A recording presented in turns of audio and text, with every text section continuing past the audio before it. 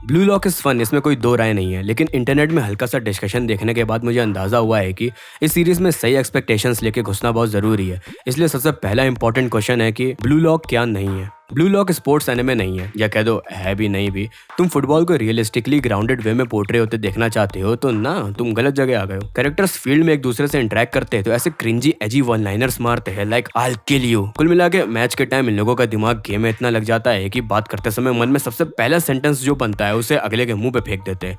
और फिर इस एनिमे का प्रीमाइस काफी सिली है। कैरेक्टर्स फुटबॉल खेलते समय इस तरह से बिहेव करते हैं कि अच्छा परफॉर्म नहीं करा तो इस मैच के बाद कोई इन्हें टॉर्चर कर दिया जाएगा। और ये सारी वजह बिल्कुल हो सकती है कि तुम्हें ये एनिमे ना झेले, लेकिन एक बार खुद को इसमें इमर्ज करने का ट्राई करो। और सही बता रहा, तुम्हें ट्राई करने की जरूरत भी नहीं पड़ेगी। ब्लू लॉक इस चीज में काफी माहिर है। बिगर पिक्चर में देखोगे तो मैच हारने के बाद भी इन कैरेक्टर्स के साथ कुछ लाइफ थ्रेटनिंग नहीं होने वाला है। उसके बाद भी कैरेक्टर्स के क्लोज पीओवी की वजह से मैच इतना ज्यादा इंटेंस हो जाता है और स्टेक्स इतने लो होने के बावजूद भी तुम पूरा टाइम सीट कैच पे रहोगे। इसलिए मेरे हिसाब से प्रीमाइस या लो स्टेक्स के वजह से स्टोरी अपने आप लेस इमर्सिव नहीं हो जाती है। पूरा का पूरा राइटर और आर्टिस्ट के स्किल्स पे है कि वो उन्हें कैसे पोर्ट्रे करता है। न जाने कितने मीडिया होंगे जिसमें भर के हाई स्टेक्स रख दो, फिर भी तुम्हें बोरियत होगी। Age of Ultron. अब इतना सुन के अगर तुम थोड़े ओपन माइंडेड हो गए और सच में जानना चाहते हैं कि क्या असली मसला है ये ब्लू लॉक का, तो अब तुम बिल्कुल सही जगह आ चुके हो। ब्लू लॉक के प्रीमाइस का सबसे बेसिक थीम है कि एवरी मैन फॉर हिमसेल्फ, जो कि स्पोर्ट्स और यहाँ तक शोनेन फॉर्मूला के फ्रेंडशिप और टीम वर्क का पूरा उल्टा हो गया।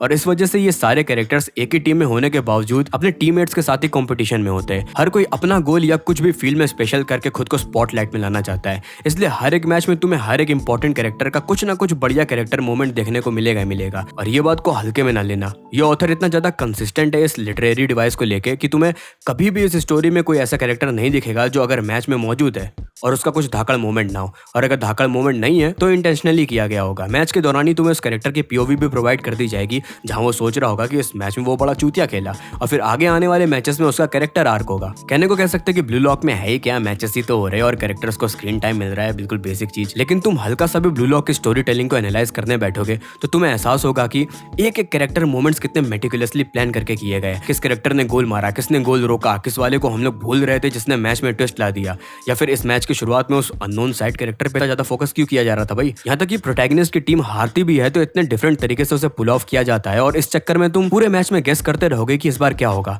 अगला गोल कौन मारेगा और किस तरीके से मारने वाला है। तुम्हें पूरा का पूरा स्ट्रक्चर तक मालूम है कि भाई ब्लू लॉक के एक मैच में ये चीजें होने वाली है। लाइक इसागी के सामने कुछ चैलेंजिंग सिचुएशन होगी और फिर मैच के एंड तक वो उस चैलेंज को कुछ हद तक सॉल्व कर लेगा। लेकिन जब फील्ड में रह के जो मोमेंट्स क्रिएट करते हैं ये कैरेक्टर्स, अगर तुम हाइप से पागल नहीं हुए तो कोई नहीं, मुझे भी कोरियन ड्रामा पसंद आते हैं, कोई तुम्हें जज नहीं कर रहा है। ब्लू लॉक के एक्शन नैरेटिव को तुम 3 पार्ट्स में डिवाइड कर सकते हो, हाइप, टेंशन और पे ऑफ। तो सबसे पहले हाइप।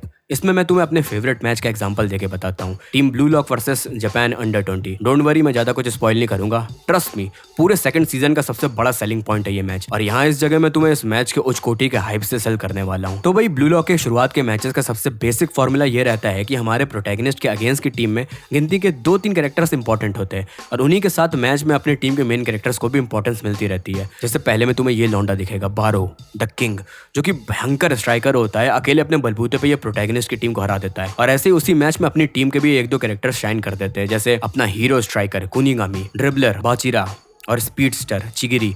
ऐसे अगले मैच में ये लौंडा नीको होता है जो कि इसागी की तरह मैचेस को ऑन द फ्लाई रीड कर लेता है। फिर पहले ब्रैकेट के फाइनल टीम का प्रोडिजी नागी, जो लौंडा जैसी चाहे वैसी बॉल को जहां चाहे वहां कंट्रोल कर लेता है, और साथ में उसको असिस्ट करने वाला मिडफील्डर रियो।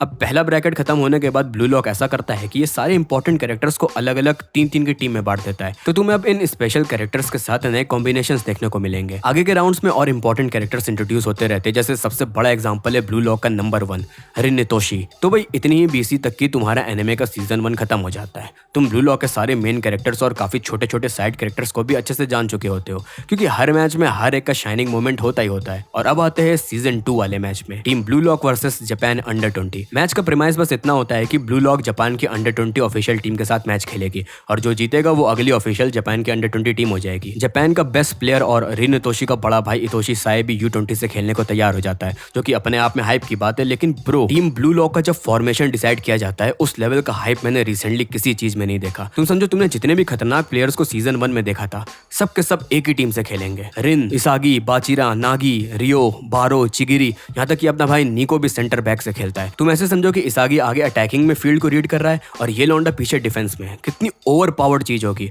और ये सारे के सारे कैरेक्टर्स का इसी मैच में भर के स्क्रीन टाइम होगा। सबका अपना अपना आर्क चलेगा, हर एक गोल लेजेंडरी स्टेटस। अब एक ही मैच में इतने सारे लोगों पे फोकस हो रहा है तो इस वजह से ये अकेला मैच मांगा में 50+ चैप्टर्स का है। आराम से मान के चलो आधा सीजन 2 यही एक मैच खा जाएगा। इस स्क्रिप्ट को लिखते टाइम ही सीजन 2 के बारे में मुझे पता चला कि सिर्फ 14 एपिसोड्स होंगे, तो मान के चलो पूरे सीजन में सिर्फ एक मैच ही होगा। हाई पैसे देख लो। इस मैच को देखने के बाद मुझे बिल्कुल वैसा फील हुआ था जैसे शोनेन एनिमे का वॉर आर्क होता है। सारे बड़े नामी लोग आपस में एक दूसरे से भिड़ रहे और इसी से मुझे ये भी एहसास हुआ कि और क्या, ब्लू लॉक को तुम वैसा बैटल शोनेन एनिमे मान सकते हो जिसमें सिर्फ और सिर्फ लगातार वॉर आर्क है, क्योंकि इसमें कोई लंबी 1-on-1 फाइट नहीं है। इतने ढेर सारे कैरेक्टर अगल बगल अपने फाइट में बिजी है और किसी का किसी से भी सामना हो सकता है। हर कोई फाइट में अपना अपना योगदान दे रहा है। ये सिर्फ स्पोर्ट्स या फिर फुटबॉल के बैकड्रॉप होने पे पॉसिबल हुआ है, क्योंकि दोनों टीम के सारे प्लेयर्स हमेशा एक्टिव रहते हैं और कोई एक हार भी जाएगा तो मरेगा नहीं। और इसी आइडिया के साथ हम सेकंड पार्ट टेंशन में भी घुस सकते हैं। तुम्हें ये वॉर आर्क का आइडिया बड़ा फार फेच्ड सा लगा तो तुम्हें एक कंपैरिजन देता हूँ। मान लो एक एनिमे में बड़े स्केल में बैटल हो रही है और वहाँ मौजूद हर एक बिग नेम के पीओवी से तुम उस बैटल में पार्टिसिपेट कर रहे हो। हर कोई अपना अपना स्किल दिखा रहा है, फिर अगला कोई दूसरे टीम का उसे काउंटर कर रहा है। रैंडमली किसी भी दो बड़े कैरेक्टर्स के बीच में फाइट शुरू हो जाएगी, जो कि दोनों एक एक अपने अपनी फीट दिखा के बस तुरंत आगे बढ़ जाएंगे। और कह दो कि तुम्हें ये सब सुन के मरीन फोर्ड फील नहीं हुआ। उस पूरे बैटल की खास बात ही यही थी कि इस सीरीज के सारे बिग नेम एक जगह पे है और कोई भी दो कैरेक्टर्स आमने सामने हो सकते हैं। और उसी फॉर्मूला को ब्लू लॉक समझ लो हर एक मैच में कायम रखता है। ऑब्वियसली बाकी सब कॉम्प्लेक्स स्टोरी टेलिंग इसमें नहीं है, लेकिन उसकी जरूरत भी नहीं है। केवल बैटल के बेस्ट मोमेंट्स हो रहे हैं। तुम इसे पढ़ते या देखते टाइम हो ही नहीं सकता कि खुद एड्रेनलिन से ना भर जाओ। आर्टिस्ट भी हर एक पैनल को इतना इंटेंस बनाता है, तुम्हें एटमॉस्फेयर फील होगा। कैरेक्टर जर्सी से अपना पसीना पोंछ रहे होते हैं, सांस फूल रही होती है। ऑन द स्पॉट युद्ध भूमि में टैक्टिक्स सोची जा रही है, उन्हें प्रैक्टिस किया जा रहा है। कभी कभी परफेक्टली एग्जीक्यूट हो जाते हैं, कभी कभी ओपोनेंट टीम से ट्विस्ट आ जाता है। पूरे मैच में इन्हीं गेम प्लान्स और प्ले मेकिंग से टेंशन बरकरार रहेगा और हर एक गोल में जाके वो टेंशन एक्सप्लोड होकर रिलीव होगा। और उन्हीं गोल्स के पे ऑफ में भी ब्लू लॉक कोई कसर नहीं छोड़ता है। बाद के मैचेस के हर एक गोल को मांगाका ने ऐसे ड्रॉ किया है कि तुम स्क्रीनशॉट लेना चाहोगे।